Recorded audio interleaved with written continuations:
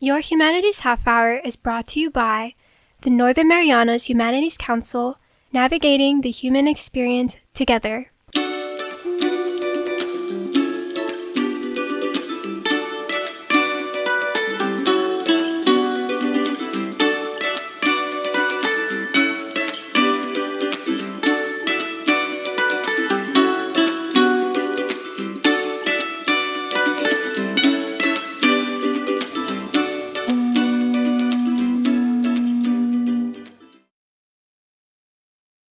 Hafre Zantero, welcome to your Humanities Half Hour. I'm Catherine Perry, and today we are sitting down with the 2023 Governor's Humanities Awardee for Lifetime Achievement in the Humanities, Senor Donald Benavente Mendiola. Welcome to the show. Sinjus Masi, thank you for having me. Yes, I am Donald Benavente Mendiola, native of Saipan, Chamorro, Carolinian, Palawan, name it, I'm everything. I love everybody. Thank you for having me. I like how you said you're everything, because when I look at all they had to say when you received this award, you really do have your fingers in almost every part of the culture. Yeah, I like every culture. Not one very much in particular, because I treat all cultures the same.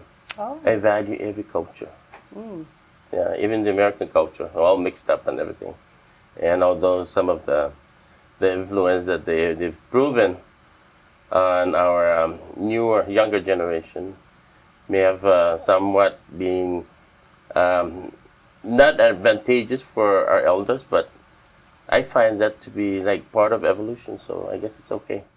And I tend to understand people better by learning about their culture. Then I become very accepting.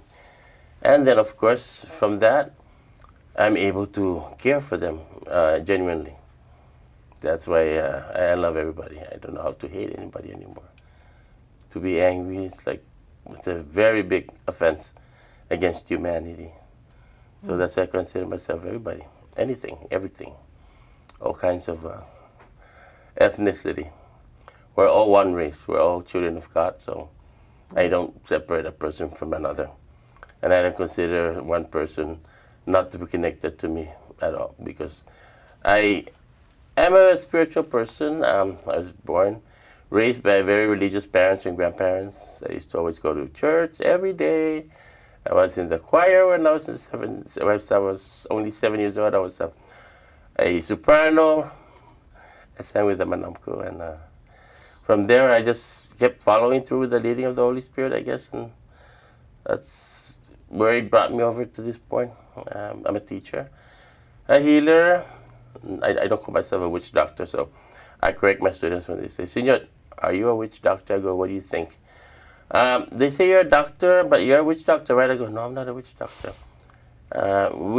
Saying a person being a witch doctor, it's got a very negative connotation of a witch or a warlock, and so I just call myself as a healer. So my students at Hopwood are used to just referring to me as Senor the Healer, not Senor the Witch Doctor. I think a lot of us are familiar with this word, Ceruano, traditional healer. Yeah, traditional healer. What exactly does Zo'amti mean? Oh, Zo'amti, it's a new, we refer to traditional healers from the past, and even up to the present time, who are very effective healers. Zo'amti means very effective healer. So that was coined, and it's been used in our group there in Guam with the Haza Foundation at Zo'amtis. I'm a member of that group in Guam. The president of the Haza Foundation, Zita Pangilinan, was going around asking, like, should we use this Zo'amti or A'amti or whatever? It's like, I like that term Zo'amti, because Zo'amti refers to very experienced, long-time healers, effective in whatever specific specialties that they're good in. That's when they refer to be Zo'amtis, because effective healer. So. You've shared how you kind of got on this path of learning traditional healing when you were like 4 years old or something like that. Yeah, well, I vividly recall when I was 4 years old that when the neighbors had styes in Chamorro, we call that odun, when the lower, top, upper eye would lid. It could be the eyelid or any part of the eye that gets swollen. So they would bring them to my house, and my mom would be like, "Lasa si tande sir tunda." Usually the elders would come over, and what they had me do is just get a finger and just run it through, like caressing the swollen part. And they would give me a quarter. Oh, I love that because that's a lot of money. Quarters. Oh, yeah. More than what you need. Yeah, that's enough for the whole day at school. So I would just run my finger or my thumb over that swollen part of the eye, and then next day I'd be like, "Is Tunwan coming over to today, Mommy?" It's like, "I don't know. We'll see." And then he doesn't show up. Then I run over to his house like, "Why didn't you come over massaging?" He goes, "It's already gone." Odun. We call that Odun. Like healed or? It just, we went away. Yeah. Okay, went away. Yeah. By doing that, some people believe like you can use copper keys, put it in the freezer, then take it out and put it right where it's swollen, and it tends to relieve the swelling. But the Chamorros, the Manapko, would always call me to go to their places, or they would come over and I lassa them. Lassa is to massage, but it's basically just like caressing, just touching it, yeah, lightly, just running your finger over it, and it goes away. So that's as far back as I can remember healing. And then also when there would be like sprained ankles, sprained arms, elbows, wherever, they would come over and just have me like, "Can you just touch it?" It's like, "What am I gonna do? Just touch it," like the ankle of the foot. They would just tell me, "Just touch it." I just go like that. I mean, just play with it. So I would do that, and then they gave me another quarter. The next day, they'll be fine. The swelling's gone. It doesn't hurt anymore. So I was that young, and I remember I'm thinking, why? How come I do that? Others don't do that. And like, why isn't my brother and my older brother doing that? Why do I have to do it? Sometimes I would complain. Oh. But they never explained why. Okay. They just told me, "Just gotta do it because you're meant to do that." It's like, okay. And then I would hear them when they're talking. They go, "Why is he so good?" And then my mom's like, "Mafanyagun patas." Like, I was delivered, I was born, and my feet came out first. I was breached. So that's what Manamku believe. That any breached child has the potentials of becoming a healer. And that didn't stop there. Then when I was about 8 years old, I was just very curious. I would just grab herbs, leaves and grass and whatever, and just pound them up on a cutting board using my dad's hammer, and just mashing it, just trying to make a concoction out of the whatever leaves I grabbed around. Then I was so curious, so I went to my grandmother. My grandma, si Anna Babauta Mendiola, my dad's mom, a very elderly woman. I went there and asked her, I go, "Nana, can you help me? Can you help me?" She's like, "What am I going to help you with?" I go, "Can you teach me some things?" I was like what? "Can you teach me to make medicine?" She looks at me and is like, "Are you serious? You want to do that? You want to learn how to make medicine?" I go, "Yeah." He goes, "Why?" "I want to help people. I mean, I want to cure them when they're sick. I want to help them. Right now, I'm just massaging them, but I want to do something more." She looked at me and was like, "Okay, come back tomorrow, but bring paper or pencil." So, that time, it's very valuable to get white paper. Oh, wow. So what I had to do was just grab some of the paper bags from Joten, mini Joten from Salangcanoa. So I collected them and I just cut them up with the scissors and tried to make them like nice and even. And then I took a pencil and I went over to Grandma. And first of all, before I started writing things down, she took me out and she started showing me the plants, medicinal plants around the house, the ones that she planted. Just pointing them out and said, "Memorize that." Okay. That was very good because I was told that I had photographic memory when I was younger. I don't know to the extent of that, but I was told that because I tend to just look at something and I memorize it very quickly. So when she was taking me around, I saw the plants and I memorized them very easily. Then after that, the next day we would come over, then she would bring some more. She would go around, go to neighbors and get some other things. And she would put it on the table. It's like, this is Katsusu, okay, this is Sumac, naming all the plants. Then I look at them and I memorize them visually, and then I can identify them. She would like scatter them or she would move them around, and then she goes, "What was the name of this?" And then I memorized it. I told her. It was good. Then the next day, the third day, I go, when I came back to start and continue with the lessons, I asked her, Nana, can you teach me to weave? Like, you want to weave too? I go, yeah, I wanna learn to make mats and costatinggang baskets and hats, whatever. I said, ay, stinapad. I said, yeah, teach me. I said, okay. About how old were you at this time? I was 8 years old. Curious child. Oh, I was. Eager to learn. Yes. I was always, all the manam. Well, I was even younger when I was calling at the bingo. They allowed me to do that. And so I was calling at the bingo. I was making money, racking in lots of coins for school, and I was just curious about everything. That's just me, I guess. I always got in trouble. I got spanked for trying to experiment with my dad's big bolo machete and going around and just chopping down the neighbors' banana trees, just trying to find out whether he was really that sharp. And Well, this is very encouraging, I'm sure, for people, especially young people who are getting in trouble. yeah, They could turn out to be a wonderful exactly. They can learn how to make aid to medicine. society. Yes, yes. But I've always had that inside of me, that push, that drive to help others. Because when I see old people walking the road, I would run over.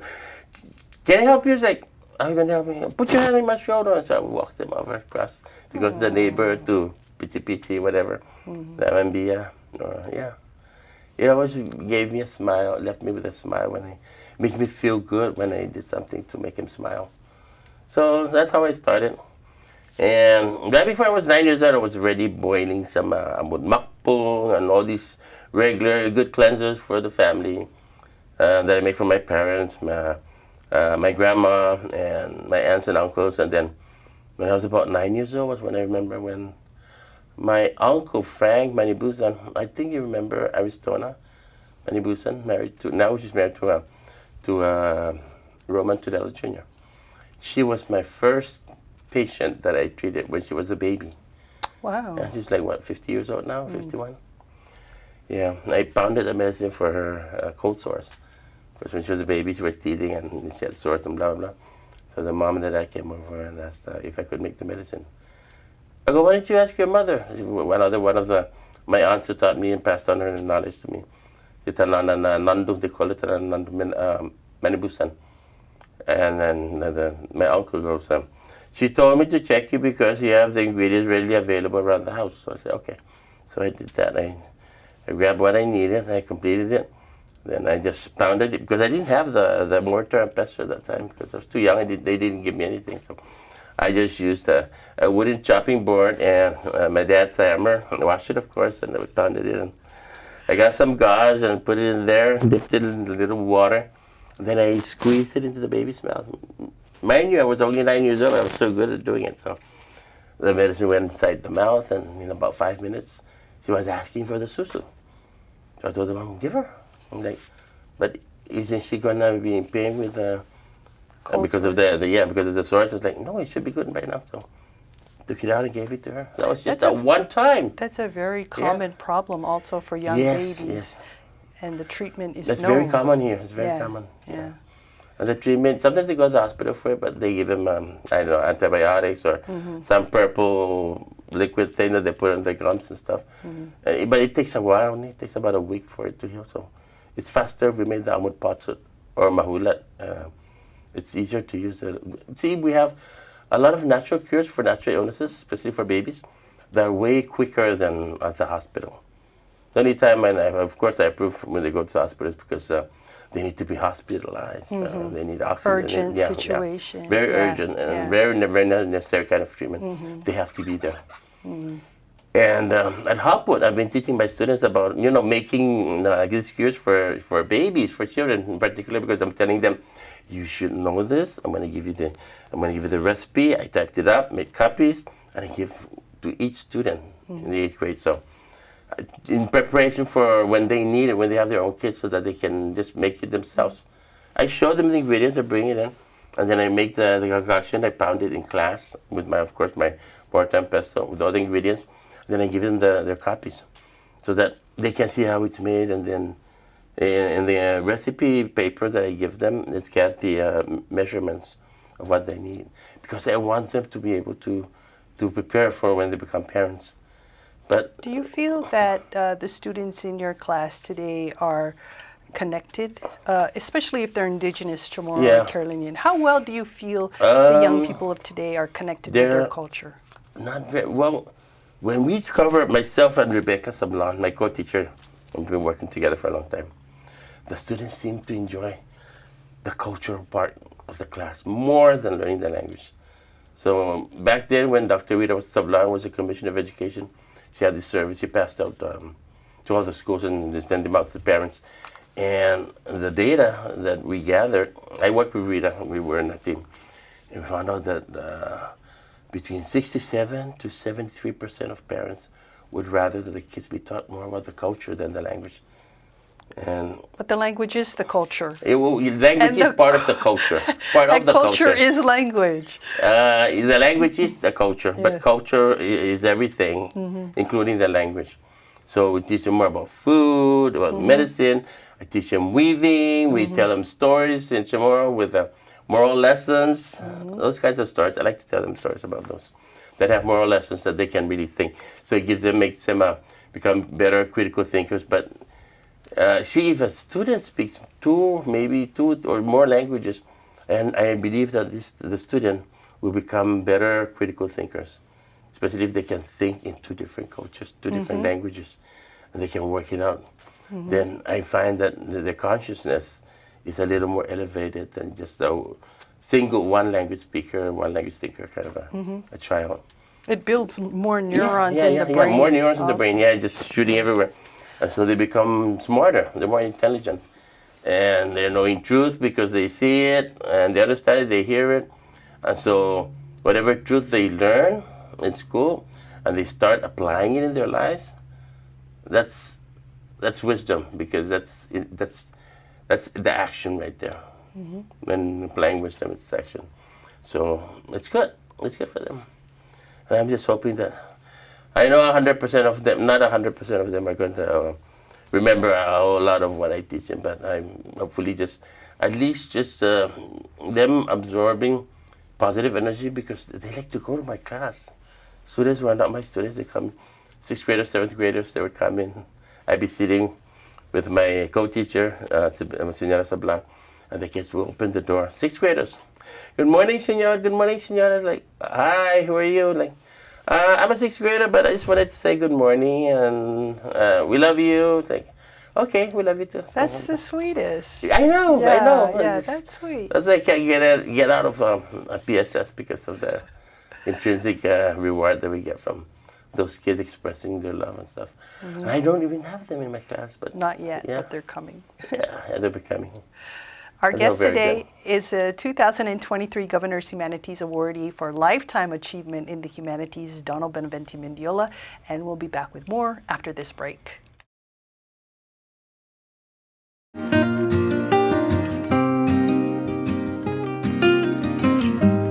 Hafaday, Zantiro. I'm Leo Pangilinan with the Northern Marianas Humanities Council. We'd like to take a moment to thank our generous sponsors who have made possible the many programs in our community like this show. We couldn't have done it without them. And if you value the work we do and would like to make a contribution to our efforts, we ask that you consider making an in-kind or cash contribution to the Northern Marianas Humanities Council. Any amount is appreciated, and donations of up to $5,000 qualify for an educational tax credit. We appreciate your partnership and support. Sidzus Maasi, Olomai, and thank you.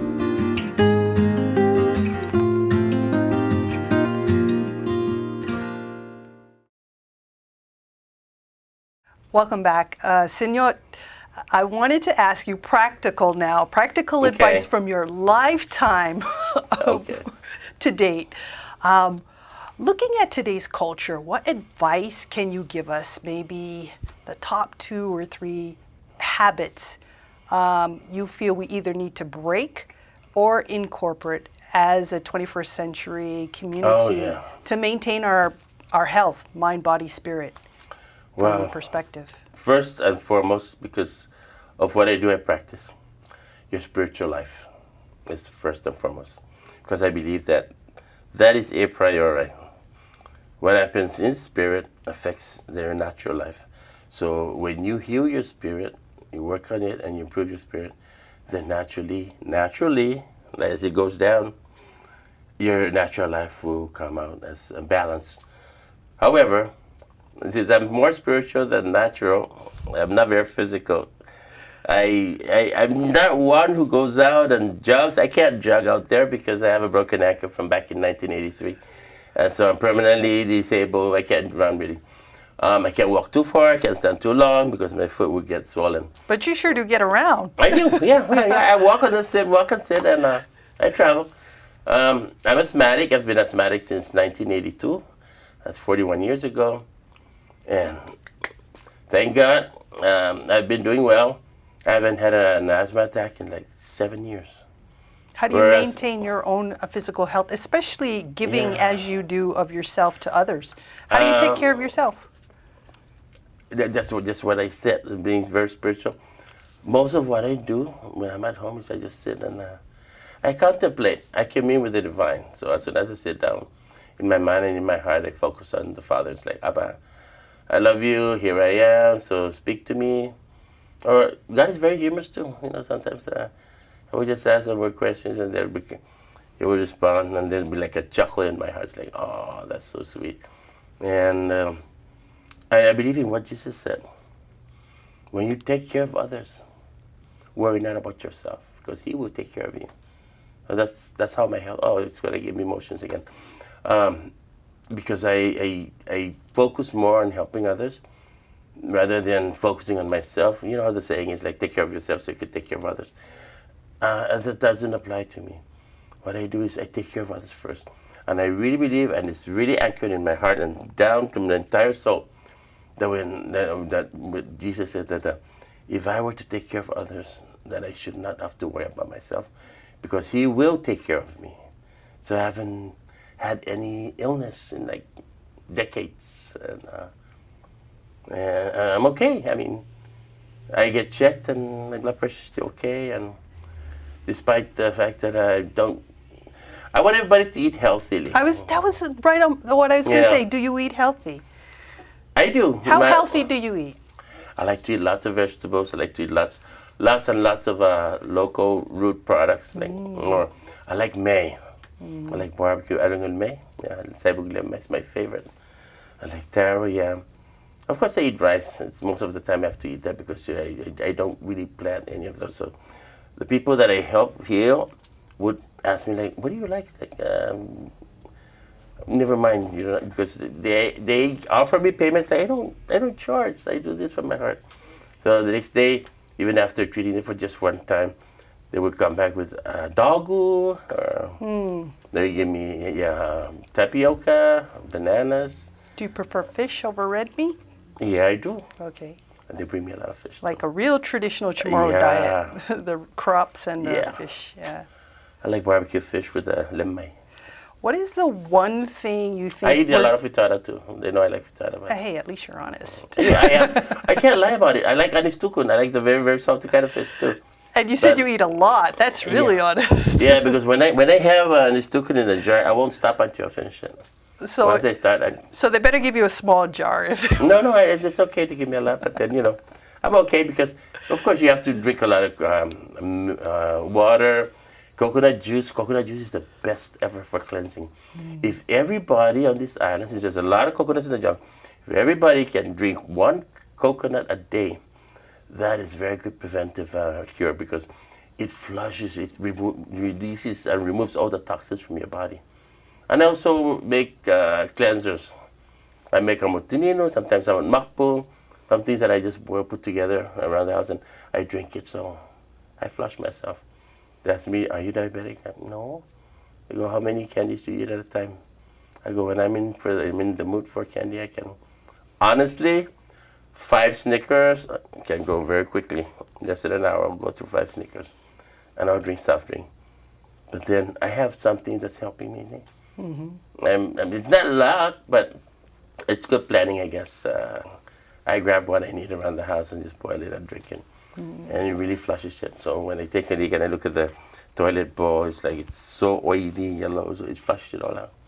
So that's how I keep nice That's a and good healthy. point. You know, Yeah. like looking at what your body passes out Yeah. is a great way to It's- know yeah, what's going on yeah, inside exactly. the body. Yeah. Yeah. And then after drinking my brew, it comes so nice and clear. But yeah, my advice, eat local. Cut down on the sugar, too much sugar, not good. Even the diet drinks, be very careful, because I know that when I sit down and I contemplate, and then all these things coming into my mind, like come from the spirit realms, like that's not very good. It's going to cause cancer, blah blah blah. But you know, I can't tell people that. But I do drink, eat what everybody else does. I like cakes. I don't stop with eating anything that's Senor, delicious. I was trying to ask you healthy habits. I'm just saying, I'm being honest. But the no, really, the healthy habits is you can have your 3 meals and a snack, a merienda. But cut down the portion of the food that you eat. What you normally eat, cut it down. Like say, down to 3/4 of a portion, or maybe It's a good if you want to lose more pounds, go down half, because that's going to help shrink your stomach too. So you don't have to have a big stomach to be able to consume more food. So that will exercise your stomach and make it shrink a little by eating half portions. That would be the best way. And eat healthily. What you know, everybody knows what's healthy and what's not healthy. So they needn't have to be given a lesson on this, because they can do it themselves. However, they have to be very conscious of doing that. They have to be aware. That's the thing about me now. Because I like to commune with the Lord, I like to pray. That's all I do every day. Even when I'm laying down to sleep, I sometimes find myself saying the divine mercy prayer in my heart and my mind. Then I just fall asleep. But I do that a lot. And then get in touch with your inner being, the place where God resides, and talk to Him. He'll help you. He'll give you all kinds of good ideas. Let's try to purify our hearts, purify our minds. And God can do that, but without your cooperation, it's useless. So you have to want to do it. You have to have the right intentions, good motives to be a better person. But then to become a better person doesn't mean so you can be more attractive and so you can be richer or all these things. But to be a better person, like the way we were raised traditionally in the olden days, we can be so more loving people towards our family, towards our neighbor, to our whole community. We have to want that, so we can bring that back, and we can live like the way we used to live 100, 200 years ago, and when everybody was very cooperative, and we didn't have all these illnesses, because a lot of everything that we're suffering from is introduction but into our community, but we can also still remain healthy and well prepared to tackle the future by just being who we are, Carolinians, Chamorros, Filipinos. Let's get back to our spirituality. Let's cleanse ourselves. You know that real life, what's real life? It's your daily living. What do you find yourself thinking about at the present moment? Do you think about a better health for yourself and your family?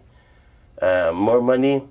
Or would you rather be at peace, be content with what you have, and be happy and just attack every moment as you can?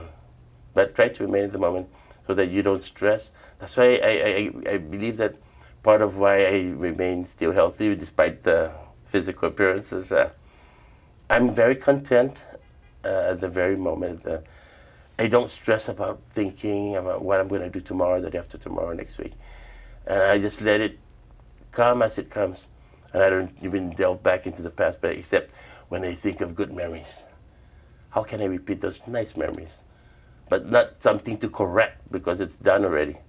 So what I'm doing today is not a result of yesterday, but what I'm doing today is how I want to attack it, how I want to live it, and make it a better moment for myself, and not just for me, like I said earlier. I tend to think more of others before I think about myself. That's why I'm so spiritual, and I love God with all my entire being. And sometimes I would sit down and I fall into, I have tears just thinking about God's presence and my awareness that He's always around. I cannot not think about God, because I'm so dependent. It made me become very childlike, to the point like I'm a little kid where I'm like always depending on him. Like I can't do anything without him, without my awareness that I can't do it without him. That's how aware I am now with the Lord. Even getting up, like, just to stand up, I need God. To breathe, I need God. We're human beings. We're permitted to think the way we want to do. And we have free choice, and my choice is to do God's will.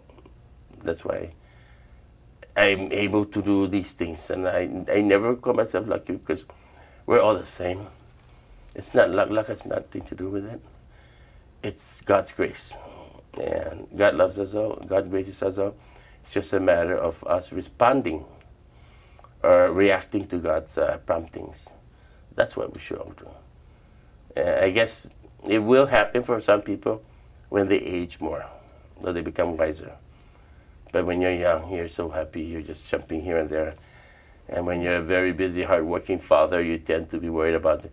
But then maybe at times the family can get together, sit down. We have this weekly family gathering. We come together and celebrate on Fridays. We have happy hour, nice chasers. It's very healing. It's very healing.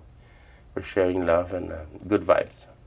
Then they go back home and they just pass it out to the family. We are very, very fortunate that we've had very good grandparents. And I'm very fortunate, and I'm always very grateful to all the manamko, my aunts, my uncles, great aunts, great uncles, and all the different ethnicity elders, the Palawans, Carolinians. Oh my God, I love the Carolinians, like, especially like si Nambek Taitano. I was his queridos, and she bestowed a lot of things she knew in healing and stuff onto me.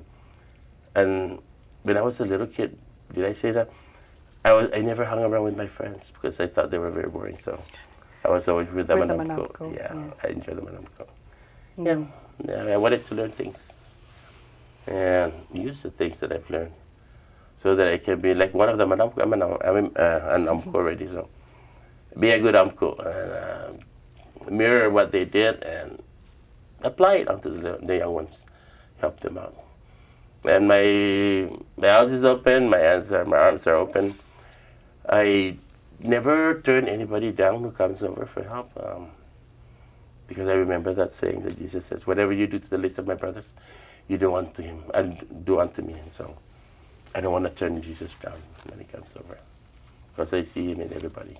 So thank you. Anything else you want me to say? Well, there's a lot I want to ask, but we're probably going to do another follow-up. Okay. No yeah, problem. seriously. Even though our time is short today, thank you for giving us. I want to say it's like the cream on top of your lifetime of achievement. You know, your insight into the importance of spirituality. It's not mine. It's everybody's. It's everybody's. What I do for everybody. Yeah. Like I said, my life is just, I devote it to God. I'm not a priest, but that's fine because God said that I don't have to be a priest to serve him. So I serve him in charity and stuff. So it's for everybody. So whatever I do, it's for everyone. It's my heart is with everybody. God first, and then the neighbor. That's how it is. So when I focus with God on God, then everybody else is included. Because that's second priority. What Jesus says, love God above all. Why do I go back to being this religious stuff? But I love God above all, and then I love my neighbors. As I yourself. think before myself. It's weird because it's not. I don't love my neighbors like myself. I love them before I love myself, because it's when I asked him, so what does it mean when I do that? He says, you're applying something beyond spiritual, and then I ask God, like, because when I speak with him, it's no words, nothing. It's just thoughts and feeling. It's like you're reaching the celestial level. It's like, what's that? And then it's like, oh, and then I say, oh no, I don't want to be one of those that's got wings and walking around. Yeah. So, yeah. Then people be like me. Everybody's like me. I'm like everybody. We're all the same. The only difference is how we live our lives and what priority we make in our life as the foundation for how we should live our lives. So mine Thank is, you. I love everybody. I live for everybody. For myself, nah, I put myself down. Not because I want to be first, but that's the truth of how I feel and how I should live my life. Simply, my 24-karat wooden necklace. Thank you for sharing with us today. Okay. Our guest today has been Senor Donald Mendiola. He's the 2023 Governor's Humanities Awardee for Lifetime Achievement in the Humanities, but he still has a lot to give, obviously, and we look forward to sitting down with him again in the future. This has been your Humanities Half Hour. I'm Catherine Perry.